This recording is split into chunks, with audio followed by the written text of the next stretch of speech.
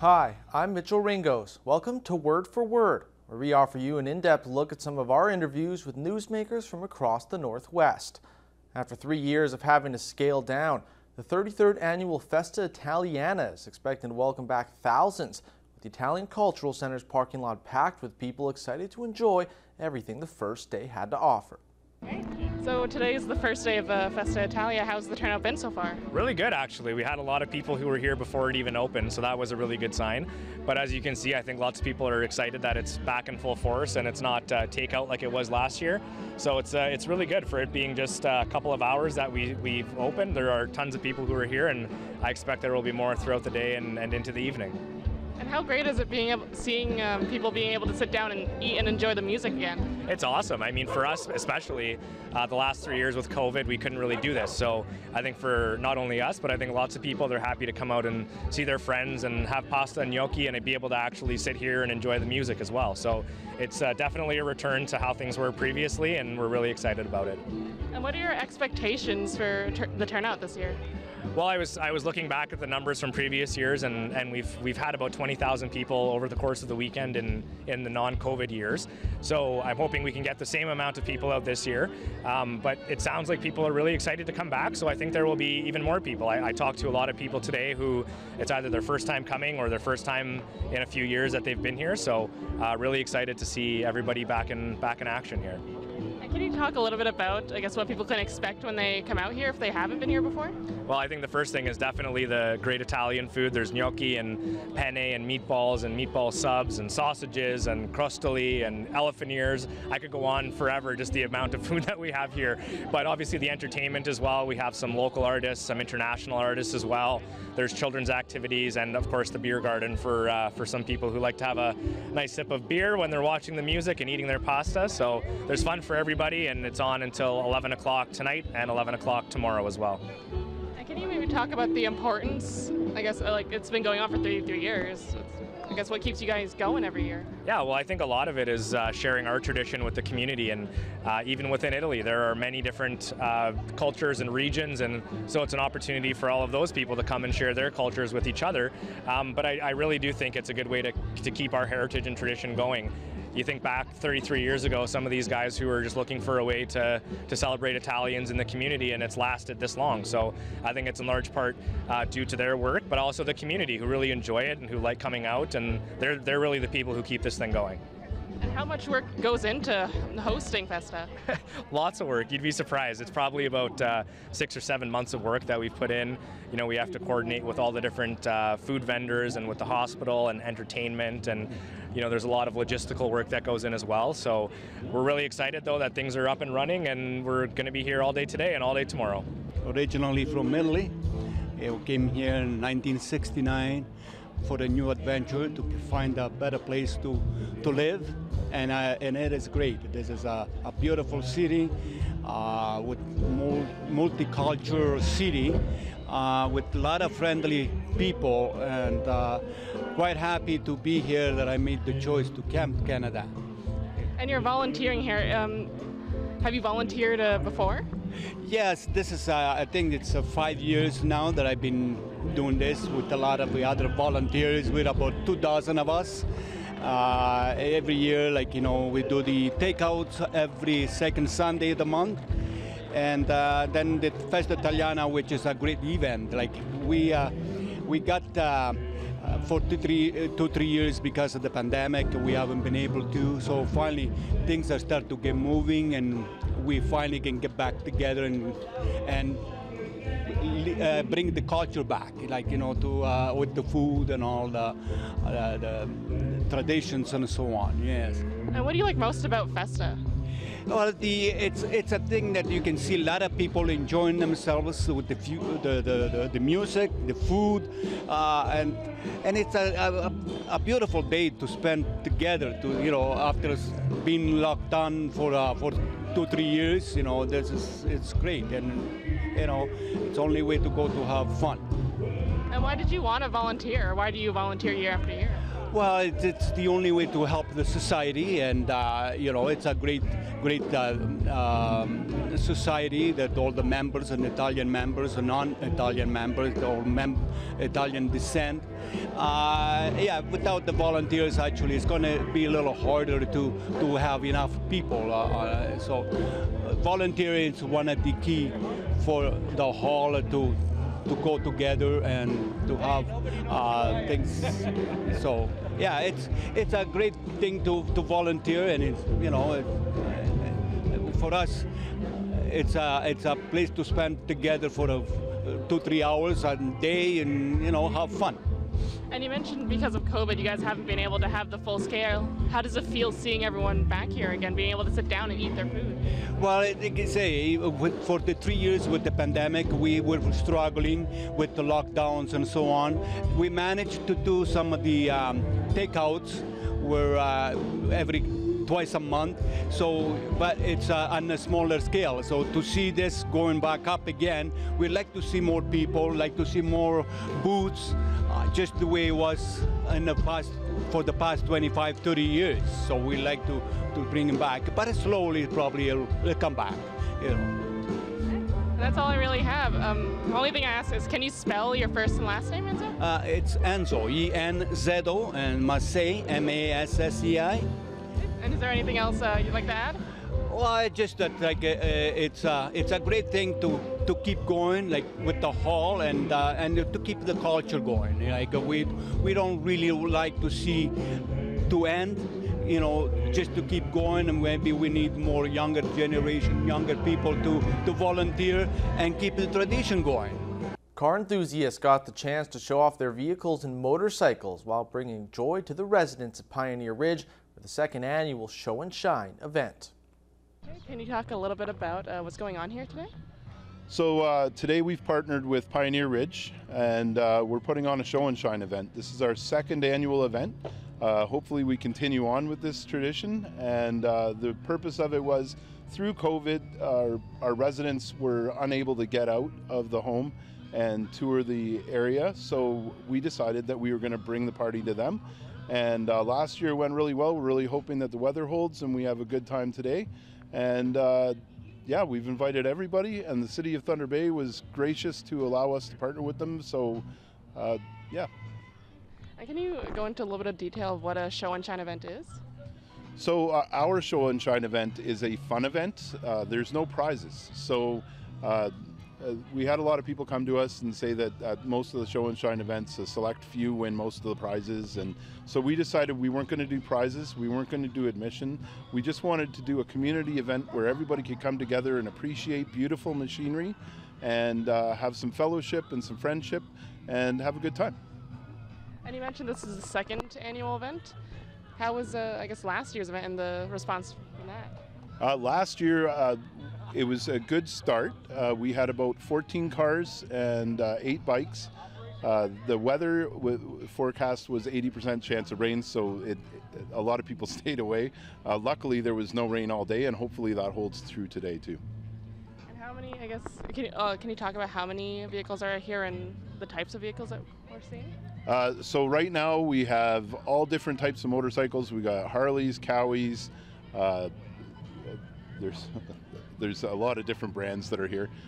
Plus we have all sorts of old vehicles. We have a pickup truck that is the same as the truck for Monster Trucks that the gentleman did up. We have a beautiful Cornet, a red one. We've got a whole line of vehicles that's starting to form. As the day goes on, more people will come and park, and hopefully they have a great time. My members are helping people find parking spots. And how great is it seeing, I guess, residents of this home come out and look at all the bikes and just have a good time? Last year it was great. We had residents who did up their accessibility chairs with decorations. So we had a police car that was going up and down the aisle and a couple other different decorations. And the smiles on the residents' faces are really what makes it worthwhile. And are you hoping to hold this again next year? Absolutely. I'm an employee here, so I work really hard, and I have the support of my administration, which has been so helpful. And I just want to thank all our partners. The resident council is doing a raffle, so hopefully they do well too. That's all I really have. Is there anything else you'd like to touch on that we haven't talked about? No, I'd just like to thank Thunder Bay and everybody else who comes out and has fun today, and we hope to see you next year in bigger numbers. The Lakehead University Agriculture Research Station held its annual farm tour. During that tour, station leaders gave insight on all the new crop varieties, products, and production practices that help assist farmers in the Northwest. Perfect. Okay, so if you could just explain to somebody who may not know what this facility is, could you just explain what it is you guys are doing here? Yeah, this LUAS is meant for doing research which can be applied on farms to bring in improvement on the farming systems in the area, to diversify the farming systems, Right. add new crops, new varieties, new fertilizers, new management practices which can build on soil health, improve the yield and quality of the crops so that farmers can have prosperity, Right. more income from what they do. So that is, see, we work very closely with the farmers. Even when I plan experiments in the beginning, I share those with the farmers and ask them if it's okay or if they like to add anything else. And then I keep visiting farmers, sitting with them, advising them, and farmers come here at the tour. This day, for example, annual tour day is the one event where farmers can come and see what we are doing. So because we feel seeing is believing. Right. Once they see something good is happening here, they know because we are in the area, their farms are not very far from here. Whatever happens here, whatever applies here, whatever was good here will work good on their farms also. Has there been any successes on the LU farms that have been brought out to the farmers in the community? Lot of successes. For example, ammonium sulfate was not used here. It's a source of sulfur. Sulfur was deficient in the soil, identified sulfur deficiency, boron deficiency, zinc deficiency. No farmer was, for example, testing soil for the micronutrients. So then we advised them to test for that, and they tested micronutrients, whatever deficiency was there, they start applying those nutrients. Earlier, they were applying only nitrogen, phosphorus, potassium, 3 primary nutrients. But now our farmers are applying 6 nutrients: nitrogen, phosphorus, potassium, sulfur, zinc, and boron. As a result, our crops are very healthy. If you see corn in the area, right from bottom to top up to maturity, it will remain green. Whereas you go in other areas, the lower leaves start becoming yellow, pale. But you can't find it here. It will be all green from bottom to top, so healthy plants. Now, green matter in the plants also has protein. Chlorophyll. More chlorophyll means better food making for the plant. And nitrogen is part of chlorophyll, so which means more greenery, more nitrogen. More nitrogen means more protein, because nitrogen is a unit for the protein. So with those things, the quality of the produce improved, yield improved, for example, in alfalfa and protein content. With the result, farmers were able to cut down on supplemental feed. So their cost came down. And then ESN is the other product, which is polymer coated urea.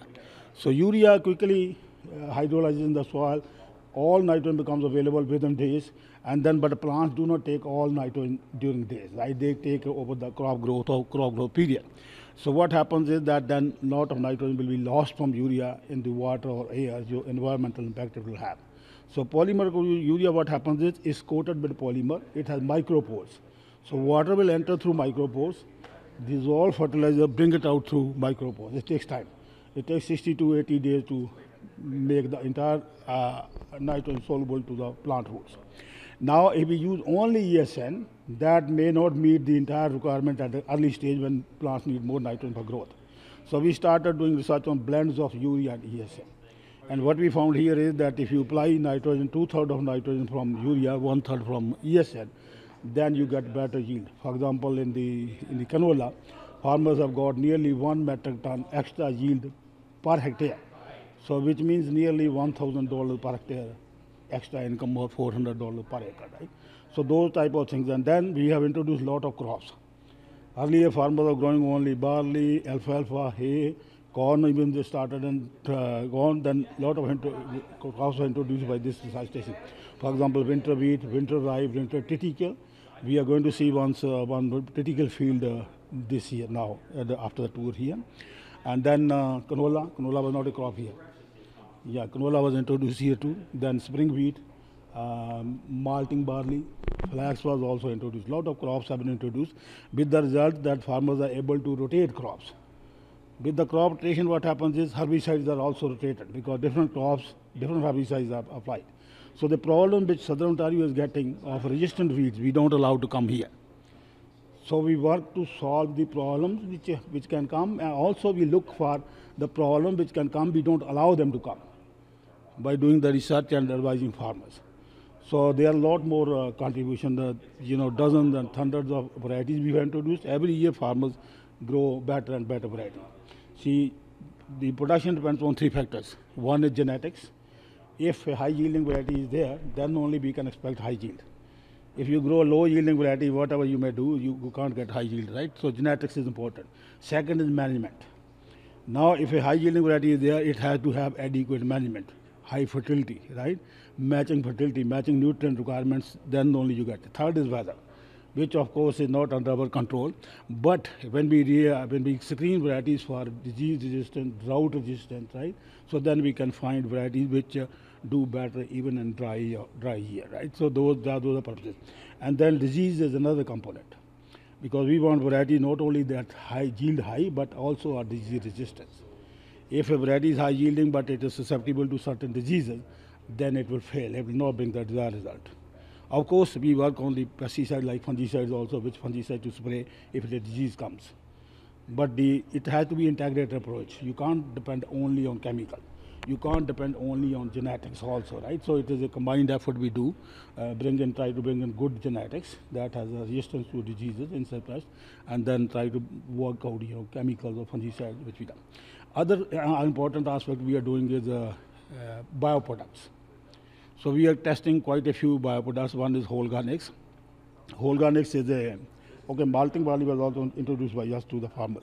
Holganix has 800 bacteria, microorganisms in that can improve soil health. Companies will, bring in new products and they will claim or tell farmers that you can get so and so benefit, right? But we don't know unless we test it. So this is a testing ground for farmers so that farmers are not cheated by anybody. For example, there was one company that brought 4 bioproducts, 2 new fertilizers. When we tested them, we didn't find them better than what we were doing already. So farmers don't have to, choose that. Then another product we are using is Utrisha. Utrisha is you have to spray. It's a bioproduct. You spray on the plants, and plants will start absorbing nitrogen from the air. So which means you can lower theoretically speaking, you can lower the nitrogen requirements of a crop. We'll show the plots this year. There are plots where we didn't apply any nitrogen. We have sprayed Utrisha. Those plots look good. But this is the first year of testing. Unless we test for 3 years, then all the 3 years results come good, and based on 3-year averages, then only we recommend to farmers, so that we want to be sure, whatever we are recommending is fine. So this is another. Sometimes we bring in varieties with special traits. For example, there is a malting barley variety TR14617. It is free of glycosidic nitrite. Now, glycosidic nitrite is a sort of carcinogenic. So if it doesn't have that, means there's no carcinogenic effect in the beer, because beer comes from malting barley. So those type of things also we do. And then not only what happened is that earlier, most of the Ontario research facilities, they will bring varieties only from Quebec and Ontario. But we here gather varieties from all over Canada. And what we found is that the western varieties perform better here than the eastern varieties, because of climate is more close to the prairies than to southern Ontario. Right? And then we have 3 malting varieties we brought from California: Buta 12, UC Cape, UC Tahoe. So we keep on gathering, diverse material so that we can choose the best for our farmers. So those type of things we keep doing. Thanks for joining us for today's edition of Word for Word. We'll be back tomorrow with more interviews from across the Northwest.